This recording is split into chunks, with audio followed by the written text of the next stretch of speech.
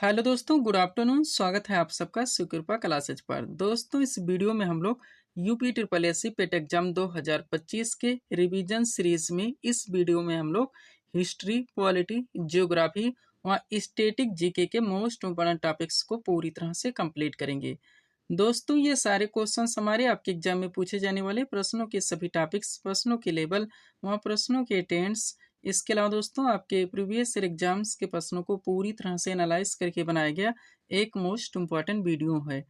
तो दोस्तों, आप लोग इन्हें कॉन्सेंट्रेट होकर सॉल्व करें। क्वेश्चंस कम सॉल्व होने पर पुनः प्रश्नों का रिवीजन करें, ताकि यूपी ट्रिपल एससी पेट एग्जाम 2025 में आप लोग हिस्ट्री, पॉलिटी, ज्योग्राफी व स्टैटिक जीके के टॉपिक से अच्छा स्कोर कर सकें। पीडीएफ के लिए दोस्तों ये हमारा व्हाट्सएप नंबर लगा हुआ है, जहां पर आप जुड़कर विभिन्न वैकेंसीज के कंप्लीट पीडीएफ परचेज कर सकते हैं।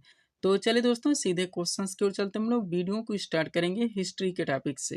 हिस्ट्री से पहला क्वेश्चन दोस्तों हमारे सामने है, देखेंगे किस टॉपिक से रखा गया है। क्वेश्चन है हमारा, हड़प्पा कालीन स्थल लोथल किस नदी के तट पर स्थित था? करेक्ट आंसर होगा भगवा नदी के तट पर। एंशियंट हिस्ट्री से पहला क्वेश्चन दोस्तों हमारा किस टॉपिक से रखा गया है? जितने भी दोस्तों हड़प्पा कालीन स्थल हैं, आपके एग्जाम में डायरेक्टली क्वेश्चंस पूछे जाते हैं कि ये किस नदी के तट पर स्थित था।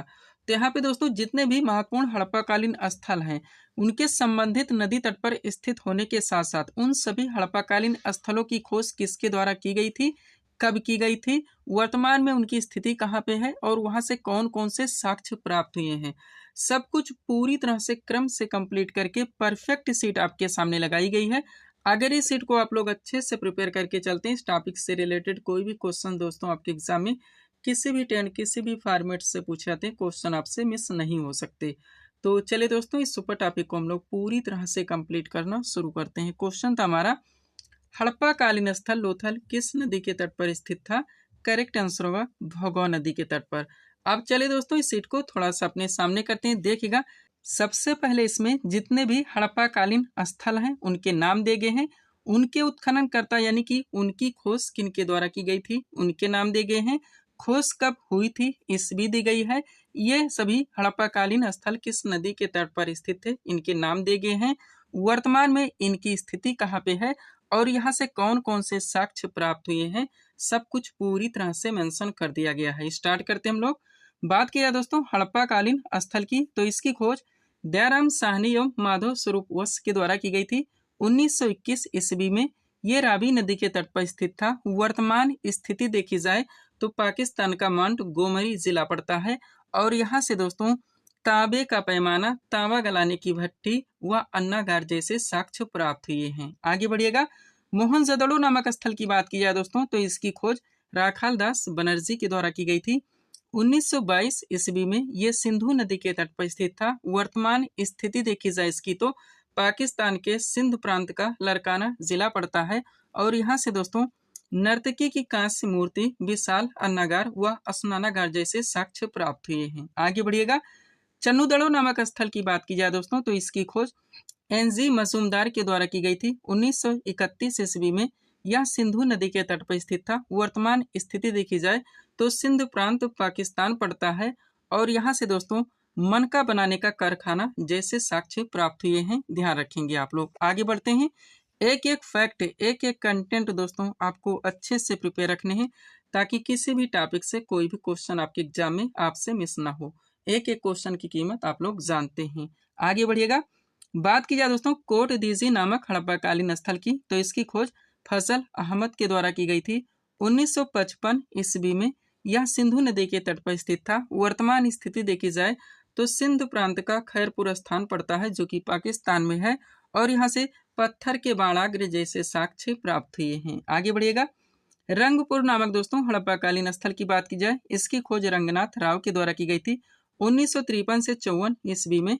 यह मादर नदी के तट पर स्थित था। वर्तमान स्थिति देखी जाए तो गुजरात का काठियावाड़ जिला पड़ता है और यहाँ से दोस्तों चावल की भूसी व गेहूं की खेती जैसे साक्ष्य प्राप्त हुए हैं। आगे बढ़िएगा। रोपड़ नामक स्थल की बात की जाए तो इसकी खोज यज्ञदत्त शर्मा के द्वारा की गई थी 1953 से 55 ईस्वी के बीच में। यह सतलज नदी के तट पर स्थित था। वर्तमान स्थिति देखी जाए तो पंजाब का रोपड़ जिला पड़ता है और यहाँ से दोस्तों मानव के साथ कुत्ते को दफनाने का साक्ष्य प्राप्त हुआ है। आगे बढ़ेंगे। लोथल नामक स्थल की बात की जाए, इसकी खोज रंगनाथ राव के द्वारा की गई थी 1955 से 62 ईस्वी के बीच में। यह भोगवा नदी के तट पर स्थित था। वर्तमान स्थिति देखी जाए तो गुजरात का अहमदाबाद जिला पड़ता है और यहाँ से दोस्तों बंदरगाह, खिलौना, चावल के दाने व हवन कुंड जैसे साक्ष्य प्राप्त हुए हैं। ध्यान रखेंगे आप लोग। आगे बढ़ते हैं। अगला क्या है दोस्तों आपका आलमगीरपुर, मोस्ट इंपॉर्टेंट, जिसकी खोज यज्ञदत्त शर्मा के द्वारा की गई थी 1958 ईस्वी में। यह हिंडन नदी के तट पर स्थित था। वर्तमान स्थिति देखी जाए तो उत्तर प्रदेश का मेरठ जिला पड़ता है और यहाँ से दोस्तों सांप तथा रीछ की मृण मूर्ति जैसे साक्ष्य प्राप्त हुए हैं। आगे बढ़िएगा। कालीबंगा नामक स्थल की बात की जाए दोस्तों तो इसकी खोज बी लाल एवं बी के थापर के द्वारा की गई थी 1961 ईस्वी में। यह घग्गर नदी के तट पर स्थित था। वर्तमान स्थिति देखी जाए तो राजस्थान का श्री गंगानगर जिला पड़ता है और यहाँ से दोस्तों जुते हुए खेत, नक्काशीदार ईंट तथा पकी मिट्टी जैसे साक्ष्य प्राप्त हुए हैं। आगे बढ़ेगा। धौलावीरा नामक स्थल की बात की जाए दोस्तों तो इसकी खोज जेपी जोशी के द्वारा की गई थी 1967 से 68 ईस्वी में। यह खादिर बेत नामक नदी के तट पर स्थित था। वर्तमान स्थिति देखी जाए तो गुजरात का कच्छ जिला पड़ता है और यहाँ से 3 भागों में विभाजित नगर व लंबा जलाशय जैसे साक्ष्य प्राप्त हुए हैं। लास्ट है दोस्तों आपका बनावली, जिसकी खोज रविंद्र सिंह बिष्ट के द्वारा की गई थी 1973 से 74 ईस्वी में। यह सरस्वती नदी के तट पर स्थित था। वर्तमान स्थिति देखी जाए तो हरियाणा का हिसार जिला पड़ता है और यहाँ से दोस्तों मिट्टी का खिलौना, हल जौ, माते देवी की मृण मूर्ति जैसे साक्ष्य प्राप्त हुए। ध्यान रखेंगे आप लोग। आगे बढ़ते हैं। अब इस टॉपिक से दोस्तों और भी जितने भी क्वेश्चन, फैक्ट व कंटेंट बनते हैं आप क्रम से पूरी तरह से कंप्लीट करेंगे। देखिएगा, इंपॉर्टेंट पॉइंट है हमारा। पहला पॉइंट, पाषाण काल को 3 भागों में बांटा गया है। सबसे पहले दोस्तों पुरा पाषाण काल, दूसरा है आपका मध्य पाषाण काल और तीसरा है दोस्तों नव पाषाण काल। ध्यान रखिएगा। अब इनके बीच में दोस्तों जितने भी क्वेश्चन, फैक्ट व कंटेंट बनते हैं आप क्रम से पूरी तरह से कंप्लीट करेंगे। देखिएगा, पहला पॉइंट है हमारा, पुरा पाषाण काल में मनुष्य की जीविका का मुख्य आधार शिकार था। इस काल को आखेटक तथा खाद्य संग्राहक काल भी कहा जाता है। आगे बढ़ेंगे। लगभग 36,000 ईसा पूर्व में आधुनिक मानव पहली बार अस्तित्व में आया। आधुनिक मानव को होमो सेपियन भी कहा जाता है। मानव द्वारा प्रथम पालतू पशु कुत्ता था, जिसे मध्य पाषाण काल में पालतू बनाया गया। आग का आविष्कार पुरा पाषाण काल में हुआ था, जो प्रागैतिहासिक काल का एक महत्वपूर्ण हिस्सा है। यह खोज मानव विकास में एक मील का पत्थर साबित हुई, जिससे खाना पकाने, औजार बनाने, जानवरों को नियंत्रित करने और जंगली जानवरों से बचने जैसे विभिन्न कार्यों को करने में मदद मिली। नवपाषाण काल से मानव ने कृषि कार्य प्रारंभ किया, जिससे उसमें अस्थायी निवास की प्रवृत्ति विकसित हुई। भारत में पाषाणकालीन सभ्यता का अनुसंधान सर्वप्रथम रॉबर्ट ब्रूसफुट ने 1863 ईस्वी में किया था। ध्यान रखेंगे। आगे बढ़ते हैं दोस्तों, हम आपको बताना चाहेंगे हमारे एक सेंटेंस के कॉन्सेप्ट से बहुत सारे क्वेश्चंस, फैक्ट व कंटेंट निकलते हैं जो कि आपके एग्जाम में भर भर के पूछे आते हैं। यही वजह दोस्तों अपने वीडियोस में ऑप्शन नहीं लगाते, क्योंकि ऑप्शन लगाने से सारी टॉपिक्स एक साथ कंप्लीट नहीं हो सकते, केवल कंफ्यूजन क्रिएट होती है और टाइम टेकिंग हो जाता है। जो भी टॉपिक्स दोस्तों हमारे द्वारा जहाँ पे उठाए जाते हैं उनको वहीं पे बेसिक से लेकर सब कुछ क्रम से पूरी तरह से कंप्लीट कर दिया था। इसके लिए मुझे कितने भी बुक से मटेरियल का कलेक्शन क्यों ना करना पड़े। अगला पॉइंट देखिएगा, भारत में व्यवस्थित कृषि का पहला साक्ष्य तो मेहरगढ़ से प्राप्त हुआ है। नेक्स्ट, बिहार के चिराद नामक नवपाषाणकालीन स्थल से हड्डी के औजार मिले हैं। पाषाण काल के तीनों चरणों का साक्ष्य तो बेलन घाटी इलाहाबाद से प्राप्त हुआ है। आगे बढ़िएगा। औजारों में प्रयुक्त की जाने वाली पहली धातु वो तांबा थी तथा इस धातु का ज्ञान मनुष्य को सर्वप्रथम हुआ। चावल की खेती का प्राचीनतम साक्ष्य कोल्डी हवा इलाहाबाद से पाया गया है। पहिए का आविष्कार नवपाषाण काल में हुआ था। नेक्स्ट, रेडियो कार्बन C14 विश्लेषण पद्धति के द्वारा सिंधु सभ्यता की सर्वमान्य तिथि 2350 ईसा पूर्व से 1750 ईसा पूर्व मानी गई है। भारत में सर्वाधिक सैंधव स्थल तो गुजरात में पाए गए हैं। सिंध घाटी सभ्यता, जिसे कि हड़प्पा सभ्यता भी कहा जाता है, ये एक कांस्ययुगीन सभ्यता थी। मोहनजोदड़ो को मृतकों का टीला भी कहा जाता है और कालीबंगा का अर्थ काले रंग की चूड़ियां होता है। ध्यान रखेंगे आप लोग। आगे बढ़ते हैं। यहाँ से अगला पॉइंट है दोस्तों आपका सिंधु घाटी सभ्यता, जिसे कि हड़प्पा सभ्यता के नाम से भी जाना जाता है, कि महत्वपूर्ण विशेषता नगर निर्माण योजना का होना था। एक सुव्यवस्थित जल निकास प्रणाली इस सभ्यता के नगर निर्माण योजना की मुख्य विशेषता थी। सिंधु घाटी सभ्यता, जिसे कि हड़प्पा सभ्यता भी कहा जाता है, एक नगरीय सभ्यता थी। हड़प्पा सभ्यता का समाज मातृसत्तात्मक था। हड़प्पा सभ्यता के आर्थिक जीवन का मुख्य आधार कृषि था। इस काल में मंदिर के अवशेष नहीं मिले हैं, ध्यान रखेंगे। हर ट्रेंड से दोस्तों, हर फॉर्मेट से पूरी तरह से क्वेश्चंस को मेंशन करने का प्रयास किया जाता है, जैसे कि आपके एग्जाम में घुमा घुमा के भी पूछे जाते हैं। आगे बढ़िएगा। इस सभ्यता के निवासी मिट्टी के बर्तन निर्माण, मुहरों के निर्माण, मूर्ति निर्माण आदि कलाओं में प्रवीण थे। मुहरें अधिकांशतः सेल खड़ी की बनी होती थीं। आगे बढ़िएगा। हड़प्पा सभ्यता की लिपि भावचित्रात्मक है। यह लिपि प्रथम पंक्ति में दाएं से बाएं तथा दूसरी पंक्ति में बाएं से दाएं लिखी गई है। इस लेखन पद्धति को ब्रुस्टोफेदम भी कहा गया है, जो कि अभी तक पढ़ा नहीं जा सका है, ध्यान रखेंगे आप लोग। आगे बढ़ते हैं। अगला पॉइंट है दोस्तों आपका, हड़प्पा सभ्यता में शव को दफनाने एवं जलाने की प्रथा प्रचलित थी। मानव शास्त्रियों के अनुसार 4 जाति समूहों प्रोटो ऑस्ट्रेलॉइड, भूमध्य सागरीय, मंगोलियन एवं अल्पाइन द्वारा इस सभ्यता का निर्माण हुआ, जिसमें सर्वाधिक भूमध्य सागरीय प्रजाति के लोग थे। और इस टॉपिक का लास्ट पॉइंट है आपका, सिंधु सभ्यता के पतन को लेकर विभिन्न विद्वानों में भिन्न भिन्न मत दिए गए हैं, जिसमें जलवायु परिवर्तन, बाढ़, बाह्य आक्रमण, प्रशासनिक शिथिलता और महामारी प्रमुख है, ध्यान रखेंगे आप लोग। तो ये टॉपिक दोस्तों आपका यहाँ पे पूरी तरह से कंप्लीट हो जाता है। पीडीएफ के लिए दोस्तों ये हमारा व्हाट्सएप नंबर लगा हुआ है। बढ़ेंगे दोस्तों हम लोग हिस्ट्री के अगले टॉपिक की ओर। हिस्ट्री से अगला क्वेश्चन दोस्तों हमारे सामने है, देखेंगे किस टॉपिक से रखा गया है। क्वेश्चन है हमारा, वैदिक काल को कितने भागों में बांटा गया है? करेक्ट आंसर होगा 2 भागों में। एक है आपका ऋग्वैदिक काल, दूसरा है आपका उत्तर वैदिक काल। एंशिएंट हिस्ट्री से अगला क्वेश्चन दोस्तों हमारा किस टॉपिक से रखा गया है? वैदिक काल। आपका दोस्तों सुपर टॉपिक। बहुत सारे क्वेश्चंस फैक्ट व कंटेंट इस टॉपिक से निकलते हैं, जो कि आपके एग्जाम में कंटिन्यू पूछे जाते हैं। तो पूरी तरह से कंप्लीट करके परफेक्ट सीट आपके सामने लगाई गई है। अच्छे से आप लोगों को प्रिपेयर करके चलने हैं। चलिए शुरू करते हैं हम लोग। क्वेश्चन था हमारा, वैदिक काल को कितने भागों में बांटा गया है? करेक्ट आंसर होगा 2 भागों में। एक है आपका ऋग्वैदिक काल, दूसरा है आपका उत्तर वैदिक काल। अब चलिए दोस्तों इस सीट को थोड़ा सा अपने सामने करते हैं। देखिएगा इंपॉर्टेंट पॉइंट्स के द्वारा इस टॉपिक को क्रम से पूरी तरह से कंप्लीट किया गया है। पहला पॉइंट है हमारा, वैदिक सभ्यता भारत की प्राचीन ग्रामीण सभ्यता थी। इसके निर्माता आर्य माने जाते हैं। भारत में आर्यों के आगमन का सर्वमान्य काल 1500 ईसा पूर्व माना जाता है। ईरान की धार्मिक पुस्तक जैन अवेस्ता तथा बोगस कोई अभिलेख से मिले संकेत के अनुसार आर्य संभवतः ईरान के रास्ते भारत आए। कुछ इतिहासकार मानते हैं कि आर्य यानी कि वैदिक काल के लोग मध्य एशिया से आए और उन्हें खैबर दर्रे से होते हुए भारत में प्रवेश किया। भारत में ये सप्त सैंधव प्रदेश में बसे। यह क्षेत्र आधुनिक पंजाब तथा उसके आसपास का क्षेत्र है। और मैक्स मूलर ने आर्यों का मूल निवास स्थान मध्य एशिया को माना है, ध्यान रखिएगा। हर फैक्ट दोस्तों, हर कंटेंट को आप लोगों को बेसिक से लेकर सब कुछ पूरी तरह से कंप्लीट करके चलने हैं। आगे बढ़िएगा।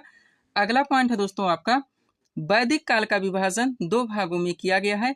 एक है आपका ऋग्वैदिक काल, जिसका समय है 1500 ईसा पूर्व से 1000 ईसा पूर्व। और दूसरा है दोस्तों उत्तर वैदिक काल, जिसका समय है 1000 ईसा पूर्व से 600 ईसा पूर्व, ध्यान रखिएगा। अब इन तीनों कालों के बीच में दोस्तों जितने भी क्वेश्चंस निकलते हैं क्रम से आप लोग कंप्लीट करेंगे। देखिएगा, तो सबसे पहले था दोस्तों आपका ऋग्वैदिक काल, जिसका समय था 1500 ईसा पूर्व से 1000 ईसा पूर्व। कंटेंट देखिए दोस्तों, ऋग्वैदिक आर्य कई छोटे छोटे कबीलों में विभक्त थे। ऋग्वैदिक साहित्य में कबीले को जन कहा जाता है। कबीले के सरदार को राजन कहा जाता था, जो कि शासक होते थे। सबसे छोटी इस काल में दोस्तों राजनीतिक इकाई की बात की जाए तो कुल यहाँ परिवार थी। कई कुल मिलकर ग्राम बनते थे, जिसका प्रधान ग्रामीणी होता था। कई ग्राम मिलकर विश्व होता था, जिसका प्रधान विस्पति होता था।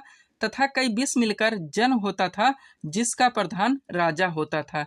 ऋग्वेद में जन का 275 बार तथा विश्व का 170 बार उल्लेख हुआ है।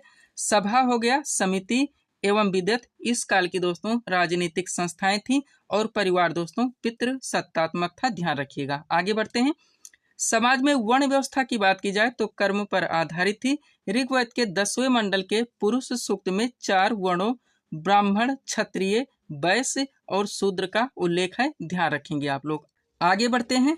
अगला पॉइंट है दोस्तों हमारा, सोम, आर्यों का मुख्य पेय था तथा यौ यानी कि जौ मुख्य खाद्य पदार्थ। समाज में स्त्रियों की स्थिति अच्छी थी। इस समय समाज में विधवा विवाह, नियोग प्रथा तथा पुनर्विवाह का प्रचलन था, लेकिन पर्दा प्रथा, बाल विवाह तथा सती प्रथा प्रचलित नहीं थी। ध्यान रखेंगे आप लोग। अब इस सीट को दोस्तों आप लोगों को अच्छे से क्लियर करके चलने हैं, जहाँ पे जितनी भी दोस्तों ऋग वैदिक कालीन नदियां थी आपके एग्जाम में डायरेक्टली क्वेश्चंस पूछे जाते हैं दोस्तों। प्राचीन नदियों के नाम दिए जाते हैं दोस्तों, तो आपको उनके आधुनिक नाम बताने होते हैं, और अगर आधुनिक नाम दिए जाते हैं तो आपको प्राचीन नाम उनके बताने होते हैं। देखिएगा, तो पॉइंट है दोस्तों हमारा ऋग वैदिक कालीन नदियां। सबसे पहले इनकी क्रम संख्या दी गई, फिर इनके प्राचीन नाम दिए गए, फिर इनके दोस्तों आधुनिक नाम दिए गए। दोनों टेंट से आप लोग ध्यान रखेंगे। चलिए स्टार्ट करते हैं। बात की जाए दोस्तों कुबू, तो ये कुर्रम नदी का प्राचीन नाम है। बेतस्ता दोस्तों ये झेलम नदी का प्राचीन नाम है। परुषणी ये रावी नदी का प्राचीन नाम है। बिपाशा ये ब्यास नदी का प्राचीन नाम है। दृश्यद्योति ये घग्घर नदी का प्राचीन नाम है।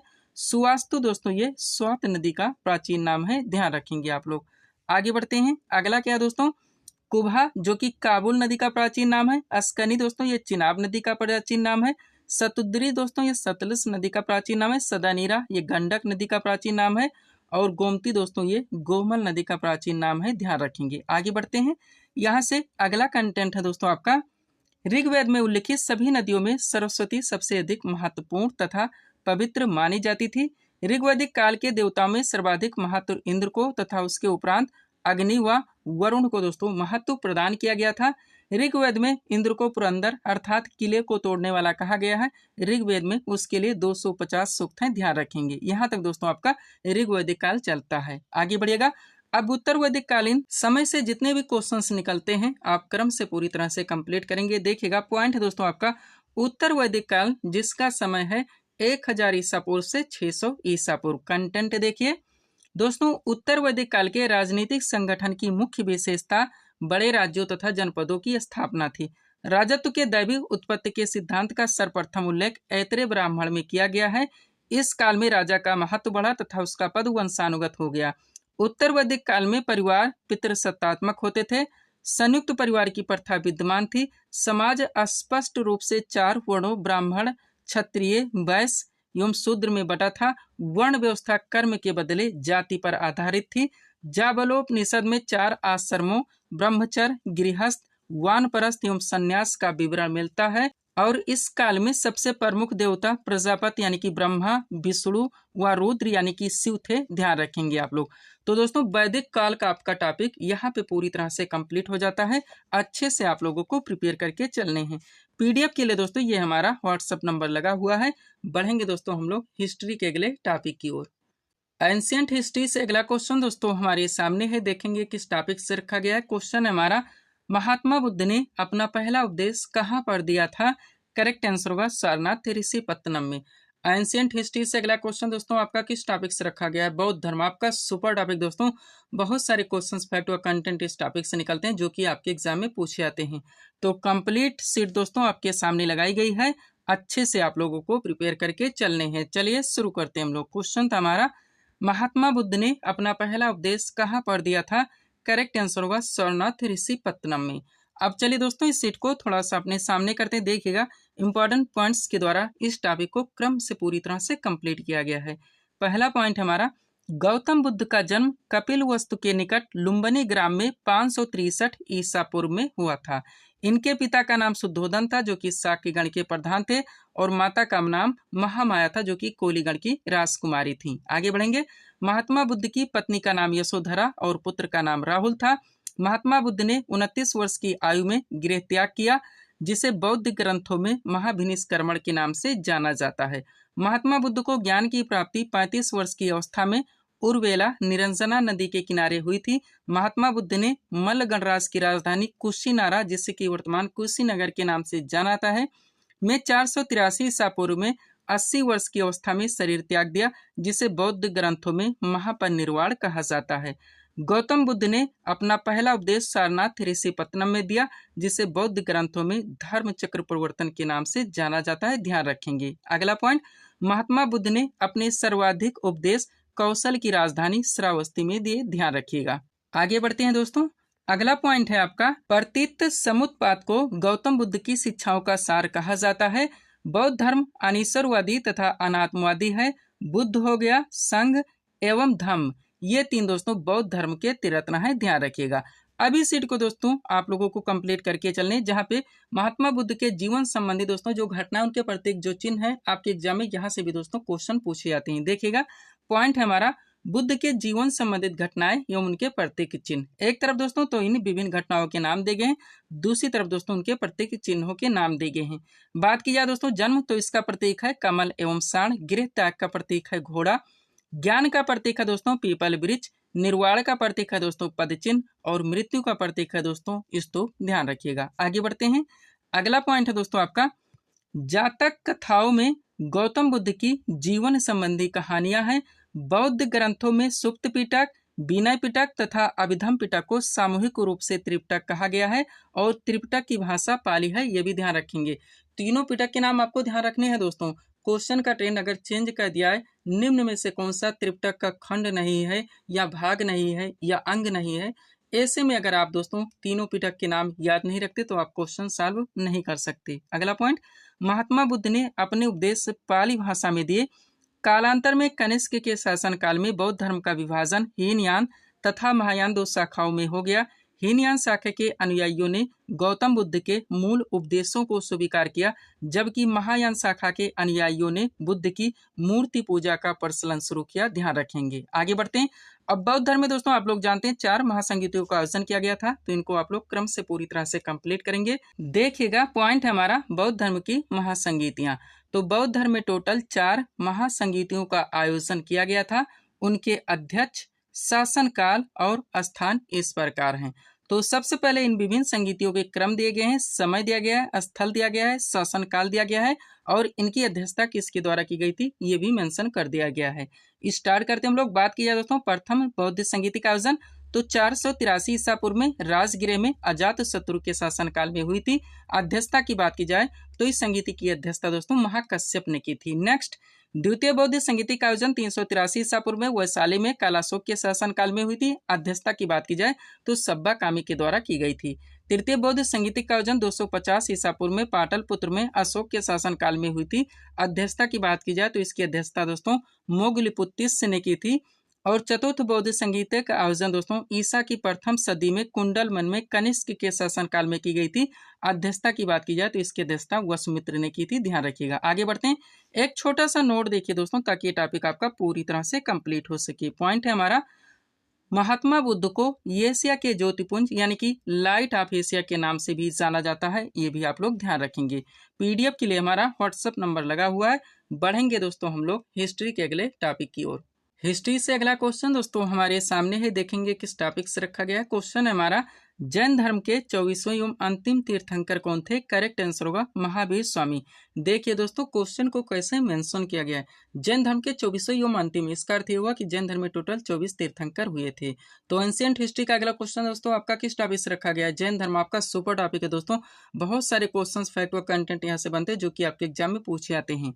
तो कंप्लीट सीट आपके सामने लगी हुई है, अच्छे से आप लोगों को प्रिपेयर करके चलने हैं। चलिए शुरू करते हैं हम लोग। क्वेश्चन था हमारा, जैन धर्म के 24वें एवं अंतिम तीर्थंकर कौन थे? करेक्ट आंसर होगा महावीर स्वामी।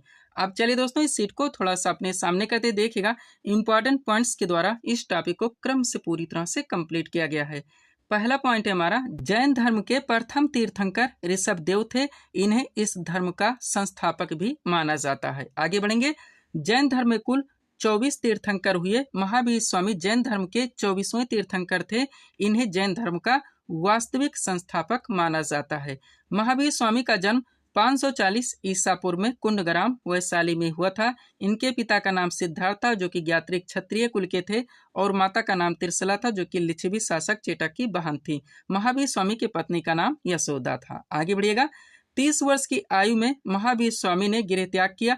42 वर्ष की अवस्था में जिरुम्भिक ग्राम ऋषपालिका नदी के किनारे 12 वर्ष की तपस्या के बाद में इन्हें ज्ञान की प्राप्ति हुई और महावीर स्वामी का परिनिर्वाण यानी कि मृत्यु 72 वर्ष की अवस्था में 468 ईसा पूर्व में पावापुरी में हुई थी। ध्यान रखेंगे, हर फैक्ट दोस्तों आप लोग क्लियर करके चलेंगे। आगे बढ़िएगा। अगला पॉइंट है दोस्तों, महावीर स्वामी ने 5 महाव्रतों के पालन का उपदेश दिया। ये 5 महाव्रत हैं सत्य, अहिंसा, अस्तेय, अपरिग्रह एवं ब्रह्मचर्य। इनमें से शुरू के 4 महाव्रत जैन धर्म के 23वें तीर्थंकर पार्श्वनाथ के थे। अंतिम महाव्रत ब्रह्मचर्य महावीर स्वामी ने जोड़ा था। क्लियर रहिएगा। अगला पॉइंट, जैन धर्म में कर्म फल से छुटकारा पाने के लिए त्रिरत्न का पालन आवश्यक माना गया है। ये त्रिरत्न है सम्यक दर्शन, सम्यक ज्ञान और सम्यक आचरण। जैन धर्म अनीश्वरवादी है। जैन धर्म में आत्मा की मान्यता है। महावीर स्वामी पुनर्जन्म एवं कर्मवाद में विश्वास करते थे। जैन साहित्य को आगम कहा जाता है। नेक्स्ट, महावीर स्वामी अपने उपदेश प्राकृत भाषा में दिए। कालांतर में जैन धर्म दो संप्रदायों श्वेतांबर एवं दिगंबर में बढ़ गया। श्वेतांबर संप्रदाय के अनुयायी श्वेत वस्त्र धारण करते थे, जबकि दिगंबर संप्रदाय के अनुयायी वस्त्रों का परित्याग करते थे। ध्यान रखिएगा। आगे बढ़ते हैं। अब दोस्तों, जैन धर्म में आप लोग जानते हैं टोटल 2 महासंगीतियों का आयोजन किया गया था। आप अच्छे से कंप्लीट करेंगे। देखिएगा, पॉइंट है आपका जैन धर्म की महासंगीतियां। तो जैन धर्म में टोटल 2 महासंगीतियों का आयोजन हुआ था। इन महासंगीतियों का समय, स्थल, अध्यक्षता व कार्य इस प्रकार है। तो सबसे पहले इन संगीतियों के क्रम है। समय यानी कब हुआ था, स्थल कहाँ पे हुआ था, अध्यक्षता किसने की थी और कौन से कार्य किए गए थे, ये भी पूरी तरह से मेंशन कर दिया गया है। बात की जाए प्रथम जैन संगीति की, तो इसका आयोजन 322 ईसा पूर्व से 298 ईसा पूर्व में पाटलिपुत्र में स्थूलभद्र की अध्यक्षता में की गई थी। कार्य की बात की जाए तो जैन धर्म 2 भागों में यानी श्वेतांबर एवं दिगंबर में बढ़ गया था। और द्वितीय जैन संगीति का आयोजन दोस्तों 512 ईस्वी में वल्लभी में हुई थी, देव ऋषि गढ़ी या क्षमा श्रवण की अध्यक्षता में। और इसमें दोस्तों धर्म ग्रंथों को लिपिबद्ध किया गया था। ध्यान रखेंगे आप लोग। पीडीएफ के लिए दोस्तों ये हमारा व्हाट्सएप नंबर लगा हुआ है। बढ़ेंगे दोस्तों हम लोग हिस्ट्री के अगले टॉपिक की ओर। हिस्ट्री से अगला क्वेश्चन दोस्तों हमारे सामने है। देखेंगे किस टॉपिक से रखा गया है। क्वेश्चन है हमारा, दिल्ली सल्तनत का शासनकाल कब से कब तक चला। करेक्ट आंसर होगा 1206 से लेकर 1526 ईस्वी तक। हिस्ट्री से अगला क्वेश्चन दोस्तों हमारा किस टॉपिक से रखा गया है, दिल्ली सल्तनत से। मिडवल हिस्ट्री का दोस्तों बहुत बड़ा पार्ट, बहुत सारे क्वेश्चंस, फैक्ट और कंटेंट यहाँ से निकलते हैं जो कि आपके एग्जाम में कंटिन्यू पूछे जाते हैं। तो पूरी तरह से क्रम से कंप्लीट करके दोस्तों परफेक्ट सीट आपके सामने लगाई गई है। अगर इस सीट को आप लोग अच्छे से प्रिपेयर करके चलते हैं तो यकीन कीजिएगा दोस्तों कोई भी क्वेश्चन इस टॉपिक से आपके एग्जाम में किसी भी टेंट किसी भी फॉर्मेट से पूछे जाते हैं, क्वेश्चन आपसे मिस नहीं हो सकते। तो चलिए दोस्तों इस सुपर टॉपिक को हम लोग पूरी तरह से कंप्लीट करना शुरू करते हैं। क्वेश्चन था हमारा, दिल्ली सल्तनत का शासनकाल कब से कब तक चला। करेक्ट आंसर होगा 1206 से लेकर 1526 ईस्वी तक। आप चलिए दोस्तों इस सीट को थोड़ा सा अपने सामने करते हैं। देखिएगा इंपॉर्टेंट पॉइंट्स के द्वारा इस टॉपिक को क्रम से पूरी तरह से कंप्लीट किया गया है। पहला पॉइंट है हमारा, दिल्ली सल्तनत की स्थापना तुर्क आक्रमणों का परिणाम था। दिल्ली सल्तनत की आधिकारिक भाषा फारसी थी। कुतुबुद्दीन ऐबक को इसकी स्थापना का श्रेय दिया जाता है, जिस पर आने वाले समय में विभिन्न राजवंशों ने शासन किया। इन राजवंशों का शासनकाल क्रम से इस प्रकार है, ध्यान रखिएगा। अब दोस्तों सबसे पहले आप लोग दिल्ली सल्तनत पे जिन विभिन्न राजवंशों ने शासन किए हैं उनके शासनकाल के साथ आप लोग पूरी तरह से कंप्लीट करेंगे। अलग अलग टेंस से सारे क्वेश्चन आपके एग्जाम में पूछे जाते हैं। देखिएगा तो सबसे पहले दोस्तों दिल्ली सल्तनत पे गुलाम वंश आया, जिन्होंने शासन किया 1206 से लेकर 1290 ईस्वी तक।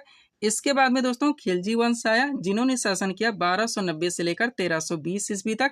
इसके बाद में दोस्तों तुगलक वंश आया, जिन्होंने शासन किया 1320 से लेकर 1414 ईस्वी तक। इसके बाद में दोस्तों सैयद वंश आया, जिन्होंने शासन किया 1414 से लेकर 1451 ईस्वी तक। और पांचवा दोस्तों इस पे लोधी वंश आया, जिन्होंने शासन किया 1451 से लेकर 1526 ईस्वी तक। ध्यान रखिएगा। अब इन राजवंशों के दोस्तों शासन काल में जितने भी क्वेश्चंस फैक्ट व कंटेंट आपके एग्जाम के लिए बनते हैं आप क्रम से पूरी तरह से कंप्लीट करेंगे। देखिएगा तो सबसे पहले था दोस्तों गुलाम वंश, जिन्होंने शासन किया था 1206 से लेकर 1290 ईस्वी तक। पॉइंट देखिएगा दोस्तों, इस वंश के अधिकतर सुल्तान पूर्व में दास यानी कि गुलाम रहे थे। इसी कारण इसे गुलाम वंश या मामलुक वंश के नाम से जाना जाता है। यह दिल्ली सल्तनत का संस्थापक राजवंश था। ध्यान रखिएगा। आगे बढ़ते हैं। गुलाम वंश का संस्थापक कुतुबुद्दीन ऐबक था, जिसका शासनकाल 1206 से लेकर 1210 ईस्वी तक चला था। यह मोहम्मद गौरी का गुलाम था। कुतुबुद्दीन ऐबक को उसकी उदारता के कारण लाख बख्श यानी कि लाखों का दान देने वाला कहा गया। कुतुबुद्दीन ऐबक ने प्रसिद्ध सूफी संत ख्वाजा कुतुबुद्दीन बख्तियार काकी की स्मृति में कुतुब मीनार के निर्माण प्रारंभ करवाया। इसने भारत की प्रथम मस्जिद, नाम क्या था, कुब्बतुल इस्लाम, जो कि दिल्ली में है, और 2.5 दिन का झोपड़ा जो कि अजमेर में है, इसका निर्माण करवाया। और 1210 ईस्वी में चौगान यानी कि पोलो खेलते समय ऐबक की मृत्यु हो गई। ध्यान रखेंगे। आगे बढ़ते हैं। तो इसके बाद में दोस्तों मोस्ट मॉडर्न शासक आते हैं, जिनका नाम है इल्तुतमिश। बहुत सारे क्वेश्चंस आपके एग्जाम के लिए यहाँ से सुपर निकलते हैं, आप अच्छे से कंप्लीट करेंगे। देखिएगा पॉइंट है हमारा, कुतुबुद्दीन ऐबक की मृत्यु के पश्चात उसके पुत्र आराम शाह को सिंहासन पर बैठाया गया, परंतु आराम शाह अयोग्य शासक था, इसलिए कुतुबुद्दीन ऐबक के दामाद इल्तुतमिश ने दिल्ली पर आक्रमण कर आराम शाह को पराजित कर दिया तथा दिल्ली के सिंहासन पर कब्जा कर लिया। आगे बढ़िएगा। इल्तुतमिश ने अपने विरोधियों से निपटने के लिए 40 दासों का एक दल बनाया, जिसे तुर्काने चहलगानी के नाम से जाना जाता है। इल्तुतमिश ने कुतुब मीनार के निर्माण कार्य को पूरा करवाया और इसने अपनी राजधानी लाहौर से दिल्ली स्थानांतरित की। इल्तुतमिश ने अपने साम्राज्य को छोटे छोटे क्षेत्रों में बांट दिया, जिसे इक्ता कहा गया। इसका प्रशासक इक्तादार होता था। इल्तुतमिश ने चांदी का टका तथा तांबे का जीतल का प्रचलन किया एवं दिल्ली में टकसाल स्थापित की। ध्यान रखेंगे। आगे बढ़ते हैं। अगला पॉइंट है दोस्तों, वह दिल्ली का पहला शासक था जिसने सुल्तान की उपाधि धारण कर स्वतंत्र सल्तनत स्थापित की। उसने बगदाद के खलीफा से मान्यता प्राप्त की और ऐसा करने वाला वह प्रथम मुस्लिम शासक बना। ध्यान रखेंगे। आगे बढ़िएगा। इल्तुतमिश को भारत में गुंबद निर्माण का पिता कहा जाता है। उसने सुल्तानगढ़ी मकबरे का निर्माण करवाया। इल्तुतमिश ने अपनी पुत्री रजिया को अपना उत्तराधिकारी घोषित किया, क्योंकि उसके सभी पुत्र अयोग्य थे। रजिया सुल्तान भारत की प्रथम महिला मुस्लिम शासका थी, जिन्होंने 1236 से लेकर 1240 ईस्वी तक भारत पर शासन किया। रजिया ने पहनावे में पर्दे को त्याग कर कुबा यानी कोट तथा कुला यानी टोपी धारण की। उसने भटिंडा के प्रशासक अल्तुनिया से निकाह किया। ध्यान रखेंगे आप लोग। आगे बढ़ते हैं दोस्तों। अब इनके बाद में दोस्तों बलबन आते हैं, जिनका शासनकाल है 1265 से लेकर 1287 ईस्वी तक। पॉइंट देखिएगा दोस्तों। बलबन दिल्ली सल्तनत का प्रथम सुल्तान था, जिसने सुल्तान की प्रतिष्ठा की पुनर्स्थापना के उद्देश्य से राजत्व संबंधी विचार प्रस्तुत किया। बलबन ने फारसी यानी कि ईरानी परंपरा की तर्ज पर सिजदा एवं पाबोस की प्रथा चलाई। इसने फारसी परंपरा पर आधारित नवरोज उत्सव की शुरुआत की। बलबन ने अपने विरोधियों से निपटने के लिए लौह एवं रक्त की नीति का अनुसरण किया। ध्यान रखेंगे। तो यहाँ पे दोस्तों आपका गुलाम वंश पूरी तरह से कंप्लीट हो जाता है। आगे बढ़ेंगे। अब दिल्ली सल्तनत पे दोस्तों जो आपका दूसरा राजवंश आता है खिलजी वंश, जिसका शासनकाल है 1290 से लेकर 1320 ईस्वी तक। आप पूरी तरह से कंप्लीट करेंगे। देखिएगा। पॉइंट है हमारा, खिलजी वंश का संस्थापक जलालुद्दीन फिरोज खिलजी है, जिसका शासनकाल 1290 से लेकर 1296 ईस्वी तक चला था। इसने अपनी राजधानी दिल्ली के निकट किलोखरी में बनाई। यह दिल्ली सल्तनत का प्रथम शासक था जिसने हिंदुओं के प्रति उदारवादी दृष्टिकोण अपनाया। उसके शासनकाल में मंगोल दिल्ली में बसे, जिन्हें नवीन मुसलमान कहा गया। अगला पॉइंट, 1296 ईस्वी में जलालुद्दीन की हत्या उसके भतीजे एवं दामाद अलाउद्दीन खिलजी ने धोखे से कर दी। अलाउद्दीन खिलजी प्रथम मुस्लिम सुल्तान था जिसने दक्षिण भारत पर आक्रमण किया और उसे अपने अधीन कर लिया। अलाउद्दीन की नीतियों में सर्वाधिक महत्वपूर्ण बाजार नियंत्रण नीति थी, जिसका उद्देश्य अपनी विशाल सेनाओं की आवश्यकताओं को पूरा करना था।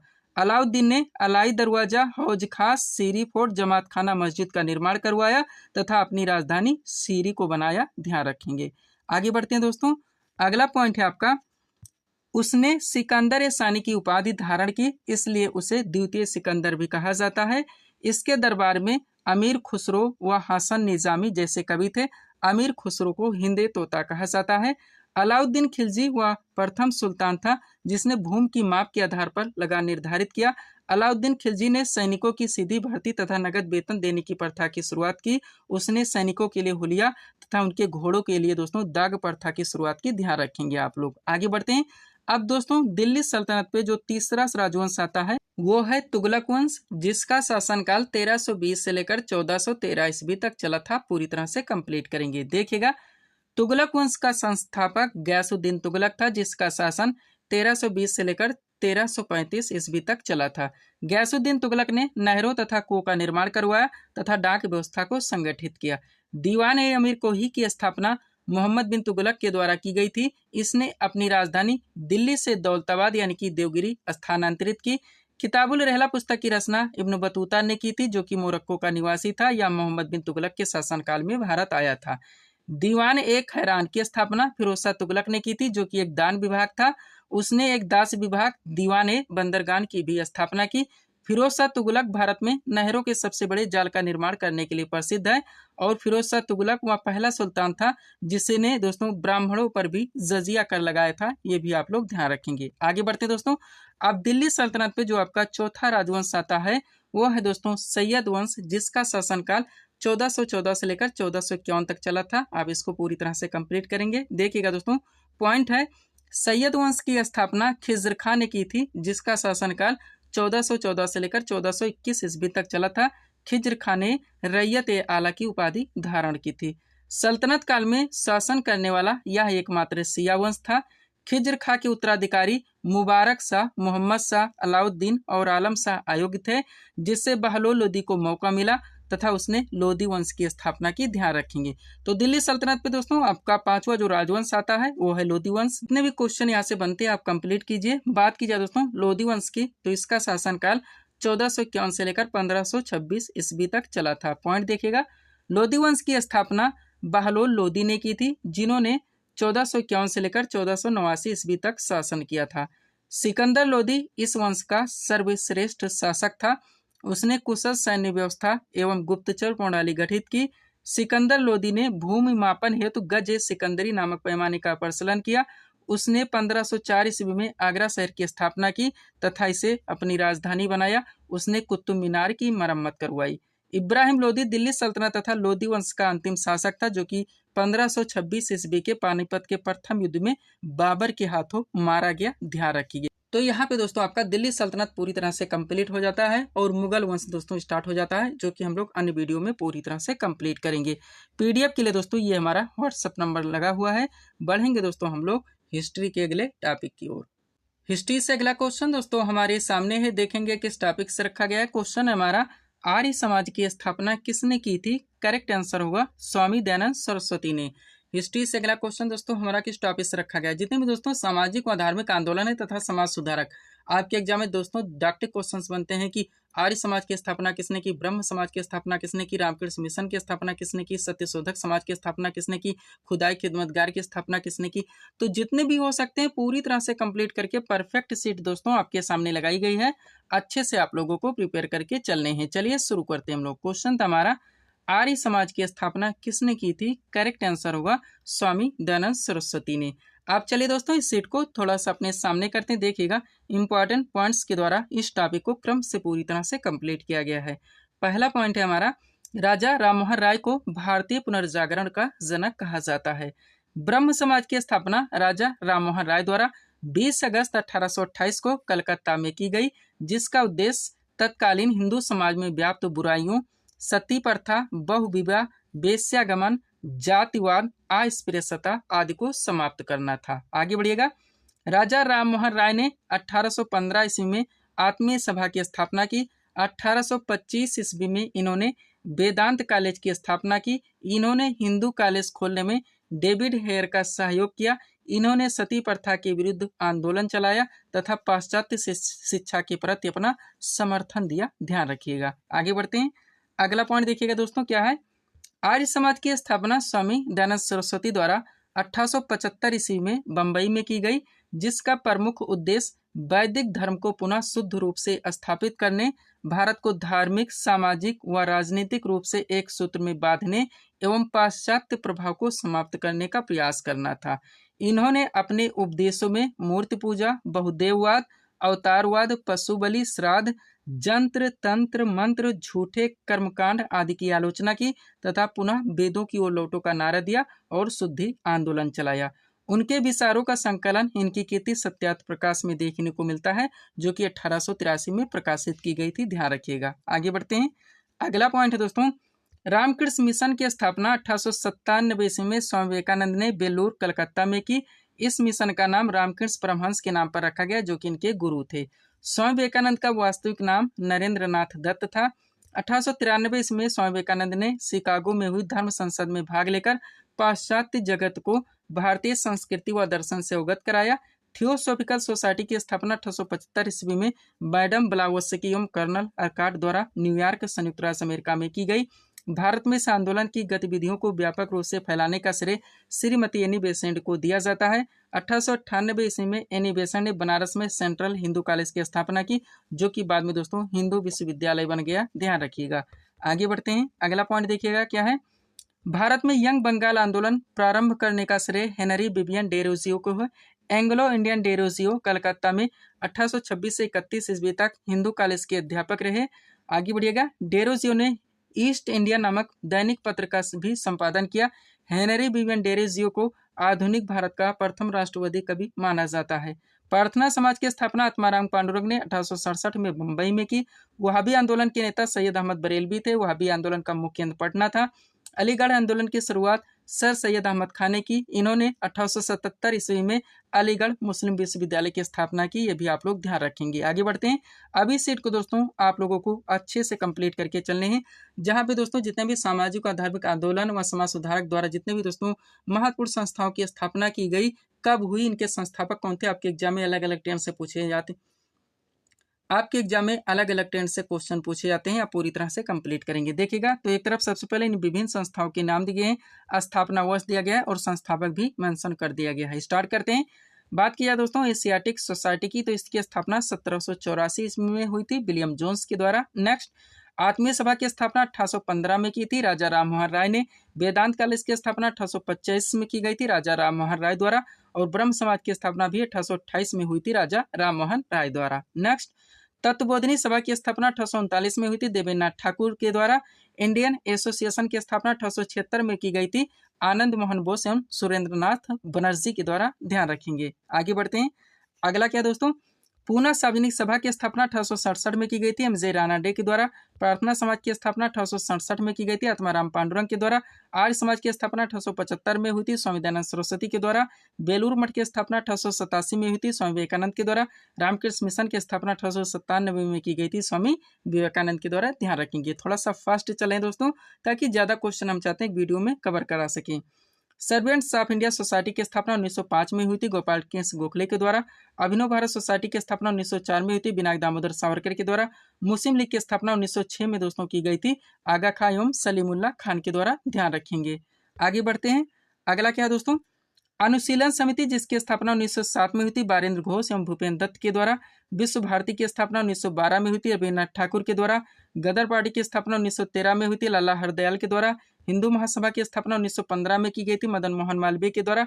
होम रूल लीग की स्थापना 1916 में हुई थी तिलक एवं एनी बेसेंट के द्वारा। नेक्स्ट, खिलाफत आंदोलन की स्थापना 1919 में हुई थी अली बंधु के द्वारा। स्वराज पार्टी की स्थापना 1923 में हुई थी मोतीलाल नेहरू एवं चित्तरंजन दास के द्वारा। ध्यान रखेंगे। आगे बढ़ते हैं दोस्तों। अगला क्या है, राष्ट्रीय स्वयं सेवक संघ जिसकी स्थापना 1925 में हुई थी डॉक्टर हेडगेवार एवं बी.एस. मुंजे के द्वारा। खुदाई खिदमतगार की स्थापना 1929 में हुई थी खान अब्दुल गफ्फार खां के द्वारा। फॉरवर्ड ब्लॉक की स्थापना 1939 में हुई थी सुभाष चंद्र बोस के द्वारा। हिंदुस्तान सोशलिस्ट रिपब्लिकन आर्मी की स्थापना 1928 में हुई थी भगत सिंह एवं चंद्रशेखर आजाद के द्वारा। और लास्ट दोस्तों आजाद हिंद सरकार जिसकी स्थापना 1943 में की गई थी सुभाष चंद्र बोस के द्वारा। ध्यान रखेंगे। तो ये टॉपिक भी दोस्तों आपका यहाँ पे पूरी तरह से कंप्लीट हो जाता है। पीडीएफ के लिए हमारा व्हाट्सअप नंबर लगा हुआ है। बढ़ेंगे दोस्तों हम लोग हिस्ट्री के अगले टॉपिक की ओर। हिस्ट्री से अगला क्वेश्चन दोस्तों हमारे सामने है। देखेंगे किस टॉपिक से रखा गया है। क्वेश्चन है हमारा, गुलाम वंश की स्थापना किसने की थी? करेक्ट आंसर होगा कुतुबुद्दीन ऐबक ने। हिस्ट्री से अगला क्वेश्चन दोस्तों हमारा किस टॉपिक से रखा गया है। जितने भी दोस्तों महत्वपूर्ण ऐतिहासिक राजवंश है आपके एग्जाम में दोस्तों डायरेक्टली क्वेश्चन पूछे जाते हैं किनकी स्थापना किनके द्वारा की गई थी। तो यहाँ पे दोस्तों महत्वपूर्ण जितने भी ऐतिहासिक राजवंश हैं उनके संस्थापक के साथ साथ उनकी राजधानी भी कंप्लीट करके परफेक्ट सीट आपके सामने लगाई गई है। अच्छे से आप लोगों को प्रिपेयर करके चलने हैं। चलिए शुरू करते हैं हम लोग। क्वेश्चन था हमारा, गुलाम वंश की स्थापना किसने की थी? करेक्ट आंसर होगा कुतुबुद्दीन ऐबक। क्वेश्चन का टॉपिक है हमारा महत्वपूर्ण ऐतिहासिक राजवंश संस्थापक एवं उनकी राजधानी। चलिए दोस्तों इस सीट को थोड़ा सा अपने सामने करते हैं। देखिएगा सबसे पहले एक तरफ दोस्तों इसमें महत्वपूर्ण जितने भी ऐतिहासिक राजवंश हैं उनके नाम दिए गए हैं, उनके संस्थापक के नाम दिए गए हैं और राजधानी भी मेंशन कर दी गई है। स्टार्ट करते हैं हम लोग। बात किया दोस्तों हर्यक वंश की, तो इसकी स्थापना बिंबिसार के द्वारा की गई थी। राजधानी इनकी राजगिर थी। शिशुनाग वंश की स्थापना दोस्तों शिशुनाग ने की थी। इनकी राजधानी वैशाली थी। मौर्य वंश की स्थापना दोस्तों चंद्रगुप्त मौर्य के द्वारा हुई थी। इनकी राजधानी पाटलिपुत्र थी। शुंग वंश की स्थापना पुष्यमित्र शुंग ने की थी। इनकी भी राजधानी दोस्तों पाटलिपुत्र थी। नेक्स्ट, गुलाम वंश की स्थापना कुतुबुद्दीन ऐबक ने की थी। इनकी राजधानी दिल्ली थी। संगम वंश की स्थापना हरिहर एवं बुक्का ने की थी। इनकी राजधानी विजयनगर थी। लोधी वंश की स्थापना दोस्तों बहलोल लोधी ने की थी। इनकी राजधानी दिल्ली थी। ध्यान रखेंगे। आगे बढ़ते हैं दोस्तों। अगला क्या है आपका, राष्ट्रकूट वंश मोस्ट इंपोर्टेंट जिनकी दोस्तों संस्थापक राष्ट्रकूट वंश दोस्तों जिनके संस्थापक दंत दुर्ग थे। इनकी राजधानी मानिकखेड़ थी। पल्लव वंश की स्थापना सिंह विष्णु ने की थी। इनकी राजधानी कांचीपुरम थी। चालुक्य वंश के संस्थापक पुलकेशिन प्रथम थे। इनकी राजधानी बादामी या वापी थी। मुगल वंश के संस्थापक बाबर थे। इनकी राजधानी दिल्ली व आगरा दोनों थी। तुगलक वंश के संस्थापक गयासुद्दीन तुगलक थे। इनकी राजधानी दिल्ली थी। खिलजी वंश के संस्थापक जलालुद्दीन खिलजी थे। इनकी भी राजधानी दिल्ली थी। और लोधी वंश के संस्थापक दोस्तों बहलोल लोधी थे। इनकी भी राजधानी दिल्ली थी। वर्धन वंश के संस्थापक पुष्यभूति थे। इनकी राजधानी दोस्तों थानेश्वर व कन्नौज दोनों थी। ध्यान रखेंगे। आगे बढ़ते हैं। अगला क्या है दोस्तों, गुर्जर प्रतिहार वंश जिनके संस्थापक नागभट्ट प्रथम थे। इनकी राजधानी कन्नौज थी। चौहान वंश के संस्थापक वासुदेव थे। इनकी राजधानी अजमेर थी। नंद वंश के संस्थापक महापन्नन थे। इनकी राजधानी पाटलिपुत्र थी। और सातवाहन वंश के संस्थापक दोस्तों शिवमुख थे। इनकी राजधानी प्रतिष्ठान थी। ध्यान रखेंगे। तो दोस्तों यहीं पे इस वीडियो को हम लोग विराम देना चाहेंगे। और भी दोस्तों टॉपिक्स लाते हैं तो आपका वीडियो लंबा खिंचेगा। तो मिलते हैं दोस्तों हम आपको अपने अगले वीडियोस में। Thanks for watching.